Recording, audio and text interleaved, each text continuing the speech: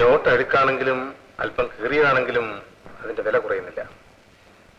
ആട്ടെ, നിനക്ക് എവിടുന്ന പെട്ടെന്ന് ഈ ഭൂതോദയം ഉണ്ടായത്? ബോധ്യമരത്തിന്റെ അടിയിലിരുന്നപ്പോഴല്ല, മറ്റൊരുത്തന്റെ മാറി ചാരിക്കിടന്നപ്പോഴാണ്.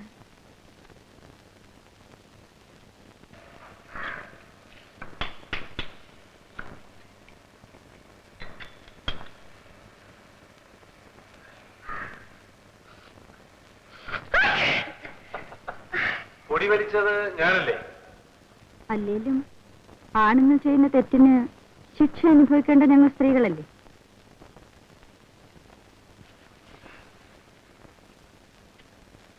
ഏയ്,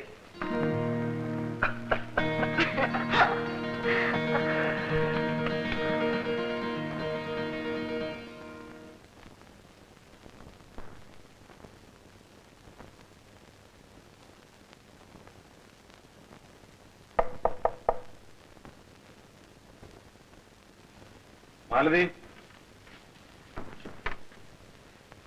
പുതിയ ജീവിതം തുടങ്ങിയതിന്റെ എന്തെങ്കിലും ലക്ഷണങ്ങളൊക്കെ ഉണ്ടോ? എവിടെ? ഇവിടെ. അയ്യോ, 1/2 കിലോ കുറഞ്ഞല്ലോ. അത് മാത്രമല്ല, പൊടി സായത്തിന്റെ ലക്ഷണം കൂടിയുണ്ട്. ഇങ്ങനെയൊക്കെ നടന്നാല് എല്ലാരും സാറേന്ന് വിളിക്കും, പിന്നെ നിങ്ങളും ജോലിയും കിട്ടും. പിന്നെ ഒരു കാര്യം, ഇനി അടിതടയൊക്കെ നിർത്തണം കേട്ടോ. നോക്കാം. ഇതെന്താ എഴുതിയിരിക്കുന്നത്? വീണ്ടും വരികയെന്നാണ്. ഇത് കണ്ണാടിയിൽ എഴുതാൻ സ്ഥലം കിട്ടിയതാ? ഇവിടെ വരുന്നവരെല്ലാം പോകുമ്പം ഈ കണ്ണാടി നോക്കി തല ചെയ്യും. അപ്പൊ ഇത് വായിക്കുമല്ലോ, അതിനു വേണ്ടിയാ. ആദ്യം അത് തൂത്തുകള.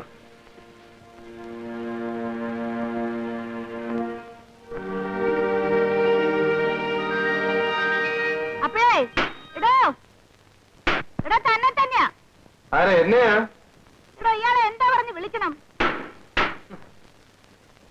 എടാ വേലിച്ചെറുക്ക എന്ന് വിളി. ഒന്ന് പോടോ. താനിങ്ങോട്ടൊന്ന് വരാവോ? എന്തിന്? അയ്യോ, ആ കപ്പ വെന്ത് കുഴഞ്ഞു കാണും. അടുപ്പിൽ നിന്ന് ഇറക്കി വയ്ക്കാവോ?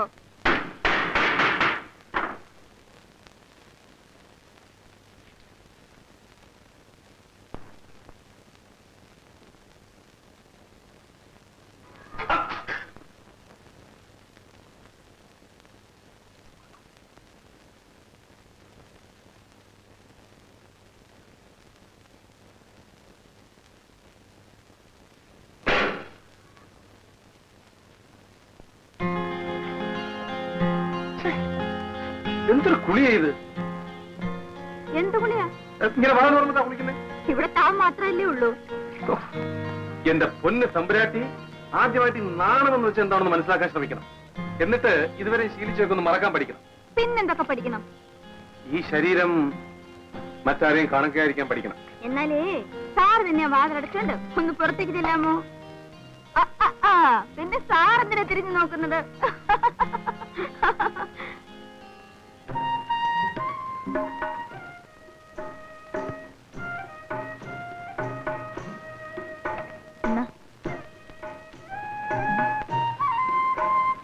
ഇത് കണ്ടോ?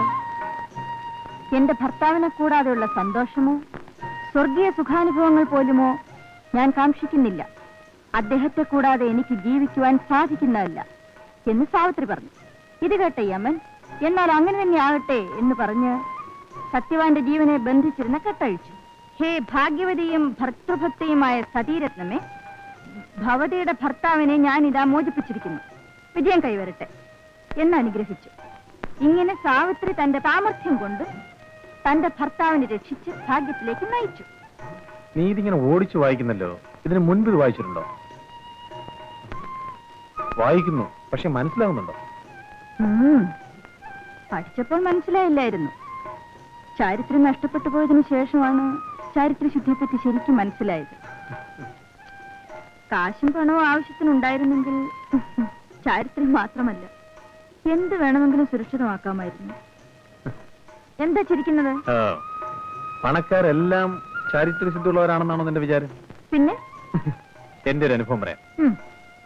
കണ്ടമാനം പണമുള്ളൊരു പണക്കാരൻ, എന്തോ പൂർവ്വവിരോധമായിരിക്കാം, അടിച്ച് സൂപ്പാക്കണമെന്ന് പറഞ്ഞ് വേറെ ഒരു പണക്കാരൻ 1000 രൂപ എന്റെ കയ്യിലെടുത്തിരുന്നു. ഞാൻ അയാളുടെ ബംഗ്ലാവിലെത്തുന്നു. ചെന്നപ്പോൾ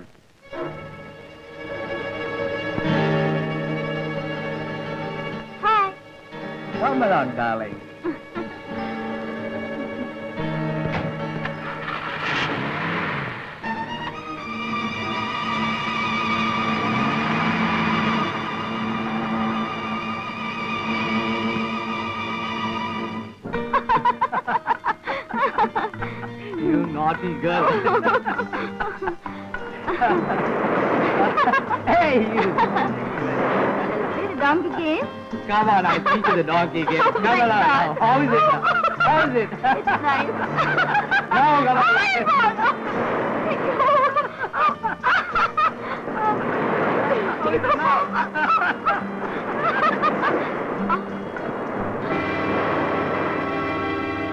രാജശേഖരൻ മുതലാളി, തനിക്ക് ഞാനൊരു സമ്മാനം കൊണ്ട് വന്നിരിക്കുകയാണ്.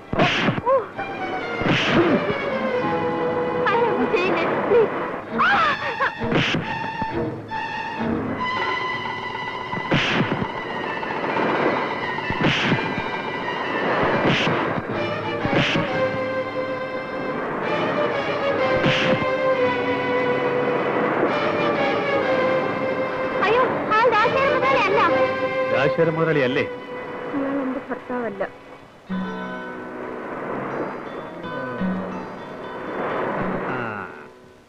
അപ്പോൾ ഇത് പുറത്തറിയാൻ പാടില്ല അല്ലേ?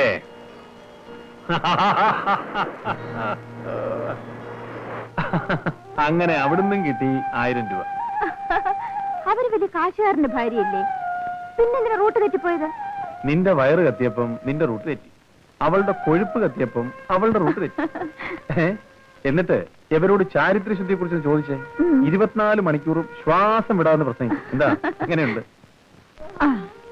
പറയട്ടെ, ഒരു പാർട്ടി എന്റെ കൂടെ ഇരുന്നിട്ട് പുറത്തോട്ട് ഇറങ്ങിയപ്പോൾ വേറൊരു പാർട്ടി അകത്തേക്ക് കയറുന്നു. അവർ രണ്ടുപേരും തമ്മിൽ കണ്ടുമുട്ടിയപ്പോൾ ഷോക്ക് അടിച്ച പോലായി. അതെന്താ? അവർ രണ്ടുപേരും അച്ഛനും മോനുമായിരുന്നു. വലിയ ബഹളം നടന്നാണല്ലോ. ആ പിന്നെ എന്തുകൊണ്ടാണെന്നറിയാമോ? എന്റെ വീട്ടിൽ വന്നതിനൊന്നുമല്ല, അച്ഛനേക്കാൾ മോന് 5 രൂപ കൂട്ടി തന്നുപോയി.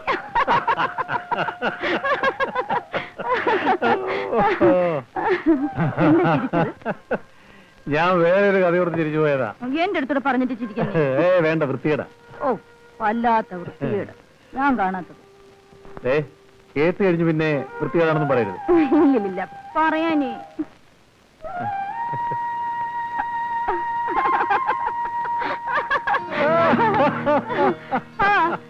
ഇതിനേക്കാൾ അശ്ലീലം എനിക്കറിയാം. കേക്കട്ടെ, വേണ്ട പറയാൻ.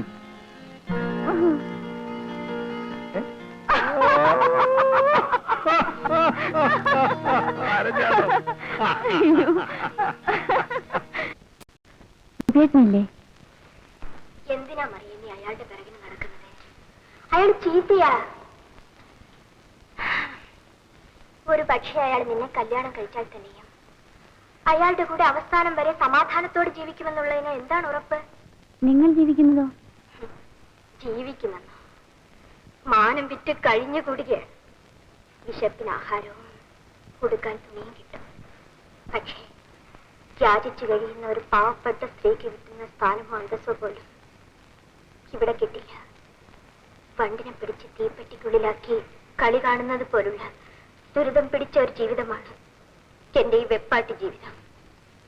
പിന്നെ പലരുടെ മുമ്പിൽ പല്ലിടിച്ച് കാണിക്കുന്നതിനേക്കാൾ ഭേദമാണല്ലോ എന്ന് കരുതി കഴിയുകയാണ്.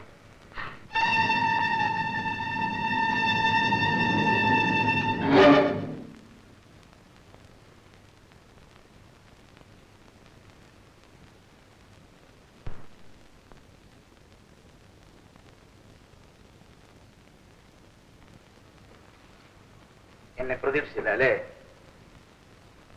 മോട്ടോർ സൈക്കിളിന്റെ ശബ്ദം കേട്ടതുമില്ല. അപ്പോ നിനക്കും ഇവിടുത്തെ ജീവിതം മടുത്തു.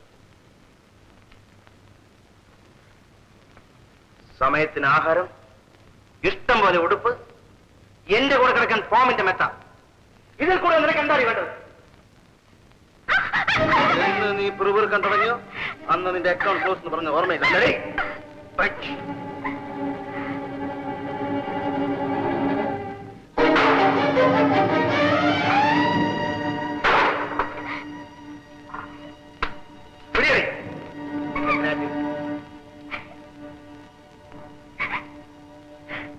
പടം നിനക്ക് ഇഷ്ടപ്പെട്ടോ? അതിലെനിക്ക് ഏറ്റവും ഇഷ്ടപ്പെട്ടത് അഴുക്കെടുത്ത് ജീവിക്കുന്ന തോട്ടി അവസാനം വരെ എന്ത് പരിശുദ്ധമായ ജീവിതം നയിക്കുന്നു. എനിക്കതിലും ഇഷ്ടപ്പെട്ടത് തുച്ഛമായ വരുമാനം കൊണ്ട് എത്ര സംതൃപ്തിയോടെ അയാൾ കുടുംബം നടത്തുന്നു. നമുക്കും അങ്ങനെ ജീവിച്ചാലെന്താ? അതെ, പണ്ടൊക്കെ നിനക്ക് ഒരു മാസം എന്ത് വരുമാനം കിട്ടുമായിരുന്നു? ദേഷ്യപ്പെടാതെ. എല്ലായ്പ്പോഴും ഒരുപോലെ ഇരിക്കില്ല.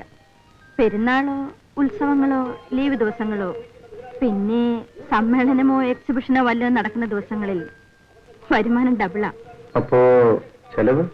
എന്റെ സ്വന്തം ആവശ്യത്തിന് ഒരു 50 രൂപ ചെലവായാൽ അമ്പലം, നേർച്ച, ദാനധർമ്മം എന്നിങ്ങനെ ഒരു 100 രൂപ ചെലവാകും.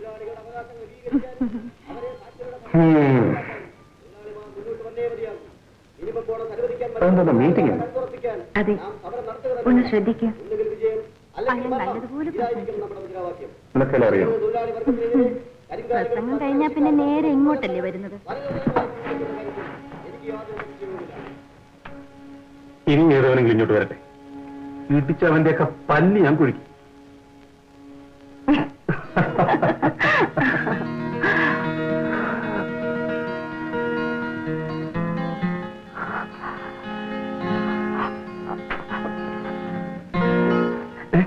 കുറച്ചിരിക്കും, ഞാനിപ്പോ വരാം.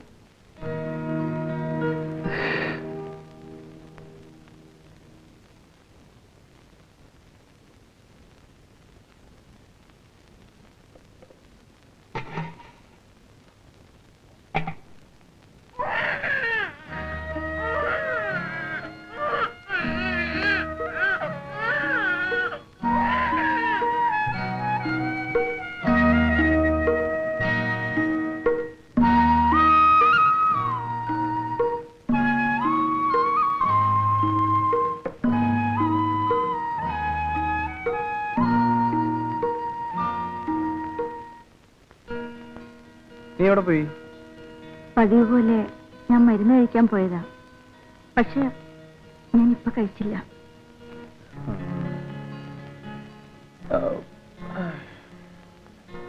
നീ വാ.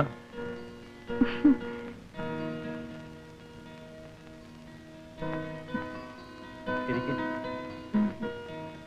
ഇരിയടി.